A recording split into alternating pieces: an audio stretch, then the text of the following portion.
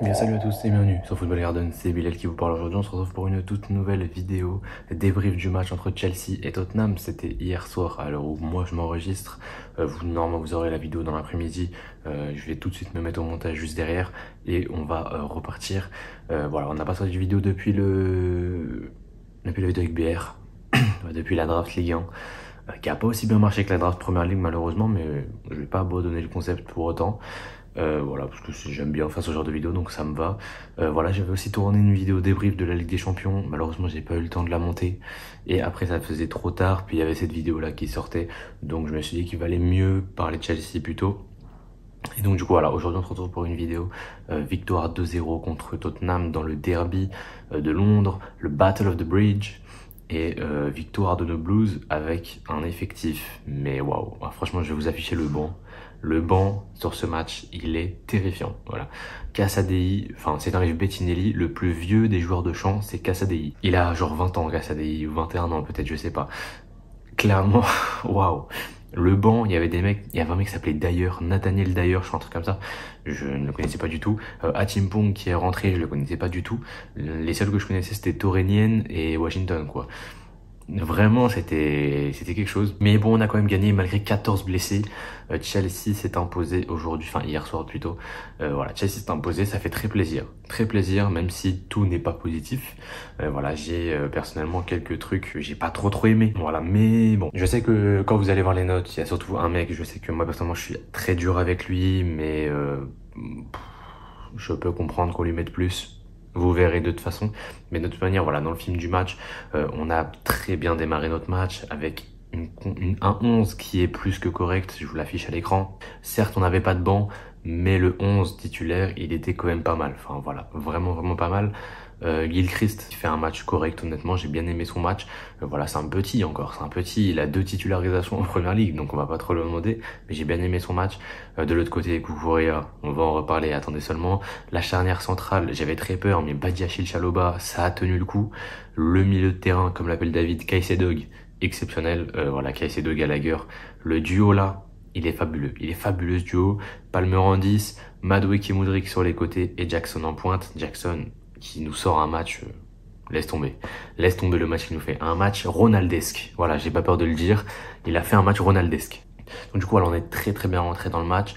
On a cette occasion avec Modric, sublime extérieur du pied pour le coup, pour trouver Jackson qui tire entre les jambes de Vicario. C'est sauvé par Van de Ven sur la ligne, mais c'est surtout Vicario qui bloque un peu le ballon, le ralentit beaucoup pour permettre à Van de Ven d'arriver à temps, sinon ça fait but. Mais voilà, très belle action collective. Jackson fait un match exceptionnel. Non mais vraiment, plus j'y repense et plus vraiment son match est fou. Et voilà, on a beaucoup le ballon, on tient bien. On éteint Tottenham et logiquement sur un super coup franc de Gallagher, c'est repris de la tête par Chaloba et ça fait un 0 après 25 minutes à peu près.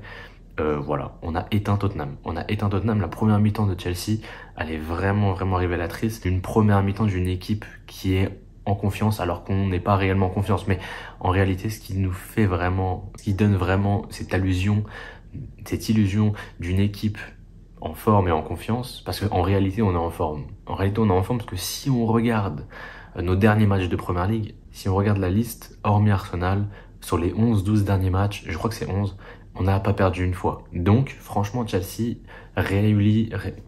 réussit plutôt bien sa fin de saison. Voilà, ils réussissent vraiment bien la fin de saison et on espère que ça va continuer contre West Ham et derrière contre toutes ces équipes là qui nous restent. Je crois qu'il reste Brighton, Nottingham et je sais plus c'est qui la dernière. Je crois qu'il reste 4 matchs, ou alors 5, je sais plus du tout. Mais en tout cas, ouais, on est sur une fin de saison compliquée, vous verrez le classement après. Mais du coup, voilà, la première mi-temps, elle est vraiment très bonne. Deuxième mi-temps, pareil, pendant 15 minutes, on a le pied sur le ballon, ça fait plaisir. Madueke fait un très bon match. Mudryk, un peu moins content de son match, surtout sa fin de match à lui, parce que je crois que son match s'arrête à la 65e, 70e, un truc comme ça. Mais jusqu'au moment où il sort, on va dire les 25-30 premières minutes, je les ai bien aimés. Je pense 25 minutes. Je les ai bien aimés et derrière, j'ai pas aimé du tout son match à Mudryk. Beaucoup de pertes de balles, voilà, comme d'habitude en fait. Il nous a fait une Mudryk. Donc voilà. Voilà, pour Modric, je suis un peu moins fan. Et donc, du coup, la fin de match, on a un petit peu tenu la baraque. Honnêtement, on a pas mal park the bus, mais on a une petite inspiration de Palmer sur coup franc qui vient taper la barre. Et derrière, Jackson en opportuniste qui vient reprendre le ballon. 2-0, Jackson 11 buts en PL cette année. Voilà, j'avais fixé la petite barre de 15 buts en début de saison. Peut-être qu'il va y arriver. Il lui reste 4 ou 5 matchs, je crois 4, pour mettre 4 buts. En réalité, c'est possible, donc on va suivre ça de très près. Et j'espère vraiment, mais vraiment qu'il va aller atteindre ses 15 buts. Et pour Palmer, voilà, Palmer il fait un bon match, mais attention Palmer. Voilà, honnêtement, je pense qu'il est un peu trop sur les nuages là. Il est un peu trop sur les nuages. Il a mis triplé face à United, quadruplé face à Everton. Il était un peu trop, haut, tu vois ce que je veux dire? Il était vraiment dans les nuages. Il pensait vraiment que c'était le roi, alors que c'est pas encore le roi, pas encore. Et donc du coup, ouais, Palmer fait quand même un match intéressant, attention. Mais attention quand même, attention parce que ça peut changer de sens. Ça peut changer de sens à tout moment. Et sinon, j'avais noté aussi la petite rentrée de Achimpong, que je voulais mettre un petit peu en avant. Je crois il a joué une dizaine de minutes. Et franchement, je suis assez surpris positivement par ce joueur. J'ai envie de le revoir honnêtement, pas titulaire évidemment, mais sur des bouts de fin de match. Voilà, si on peut le faire entrer 10-15 minutes de temps en temps, il reste 4 matchs à jouer. Certes, on peut encore aller jouer l'Europe, donc tous les matchs sont importants techniquement. Mais dans un match comme ça, on a bien vu qu'il a été très intéressant. C'est contre Tottenham. Je crois qu'il fait 4 interceptions défensives en 10 minutes. Donc très très bonne entrée de sa part. Et je voulais le mettre en avant aussi. Voilà, Josh Achimpong, très bon joueur. Très très bon joueur. Et on passe du coup maintenant aux notes. Et on commence avec Petrovic. 6 sur 10, il a eu 2-3 trucs à faire. Il l'a bien fait. Et ça fait de lui un bon match au global. J'ai mis la moyenne à tout le monde. Je trouve qu'on a fait un match plus que cohérent, sûrement un des meilleurs matchs de la saison. Donc, je mets la moyenne à tout le monde. Voilà, comme vous pouvez le voir. Gilchrist, côté droit, 6 sur 10, match plus que correct de sa part. Voilà, on le sait qu'avec ballon, on était plus sur une animation à 3 défenseurs. Je vais pas vraiment parler tactique dans cette vidéo. J'aimerais bien en faire une vidéo en elle-même. Cette tactique-là de faire rentrer un latéral dans l'axe et donc libérer l'espace pour l'ailier. C'est une tactique qu'utilise Pep, c'est une tactique qu'utilise Arteta, c'est une tactique qu'utilise Xavi. Voilà, c'est une technique qui est pas mal utilisée. Et bah, ces tactiques-là, elles peuvent être vraiment très utiles avec un Cucurella qui est omniprésent et qui peut vraiment beaucoup apporter. Mais en tout cas, voilà, avec ballon, on était donc sur une défense un petit peu plus à 3. Mais comparé à d'habitude, où Gilchrist, bon, quand il était titulaire contre Arsenal, bon, c'était catastrophique, mais bon, entre ça et aussi tous les matchs où il est rentré, souvent Gilchrist il avait un petit problème, c'était que vraiment il était focalisé sur le ballon, et ça c'était très très bien dit par Christophe Lolichon. Si vous avez écouté le match sur Canal, c'est lui qui commentait. Il a soulevé un point très intéressant. Avant ce match-là, Gilchrist avait beaucoup de mal à vraiment se concentrer sur l'espace qu'il avait dans son dos. En fait, il s'occupait pas de ce qui était dans son dos, il s'occupait juste du ballon, et du coup il se faisait souvent avoir. Et bien sûr c'est un jeune, donc on va rien lui dire, hein. Voilà, il a 2 titularisations encore une fois en Première Ligue. Mais sur ce match-là, j'ai trouvé beaucoup plus intéressant, sans ballon. Voilà, il s'occupait un peu de l'espace, il empêchait Son de prendre la profondeur au lieu d'aller sur le ballon comme il faisait d'habitude, un peu comme un bourrin. Et donc du coup voilà, Gilchrist 6 sur 10, bon match de sa part. Défense centrale, Badiachil, 6 sur 10 aussi, un bon match de Badiachil. Un bon match de Badiachil, je sais pas c'est quand la dernière fois qu'on a eu un bon match de Badiachil, mais aujourd'hui c'en est un. 6 sur 10 pour lui, bon match de sa part, début de match un petit peu poussif. Mais au fur et à mesure du match, il s'est un petit peu affirmé. Et en fin de match, il était vraiment bonhomme. Vraiment bonhomme. Et moi, c'est ce Badiachil que je veux voir. C'est ce Badiachil que j'aimais bien à Monaco. C'est pas le Badiachil qu'on a depuis quelques mois là, qui se pisse dessus, il faut dire les termes. En tout cas, voilà, Badiachil 6 sur 10. À côté de lui, Chalobah 7,5. Gros match. Gros match de Chalobah. Il est décisif. Il plante un but magnifique. Super coup de tête. Donc voilà, super but.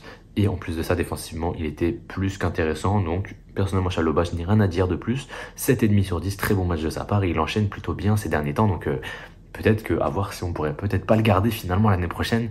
Ça pourrait nous éviter d'acheter un défenseur central de plus encore. Mais en tout cas, voilà. Et à côté de lui, Cucurella côté gauche, mon man of the match. Il était omniprésent. Côté gauche, dans l'axe, il était partout. 8,5 sur 10 pour Cucurella, c'est évidemment mon man of the match. Donc du coup, Cucurella, il a fait un match fabuleux, exceptionnel le match de Cucurella, il était partout. Il était partout, je crois qu'il gagne tous ses duels je crois qu'il fait un 9 sur 9 au niveau des duels dans ce match, une performance all-time. Que ce soit Johnson, Kulusevski, Son, Et même Madison, sur lui, les quatre se sont fait bouffer par Kukurea.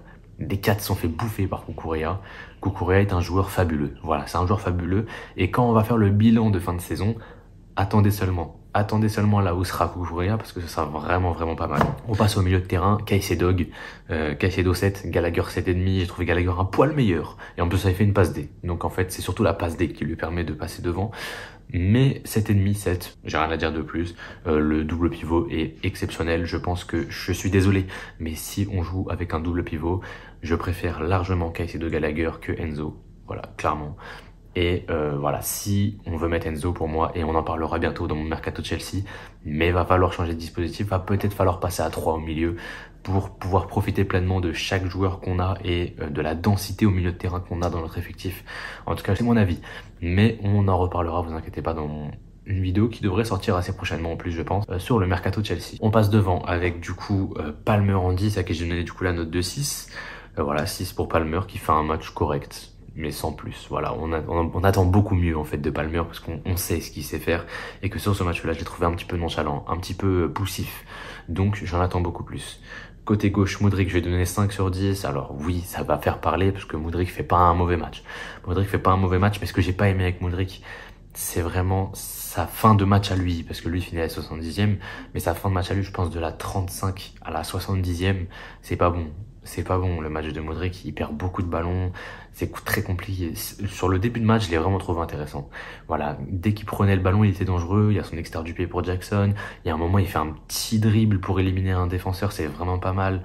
Et puis il y a un moment aussi, il fait pas de passe, mais il rentre dans la surface, il a 2-3 comptes favorables pour pouvoir rentrer, malheureusement, il n'arrive pas à faire quelque chose de son ballon.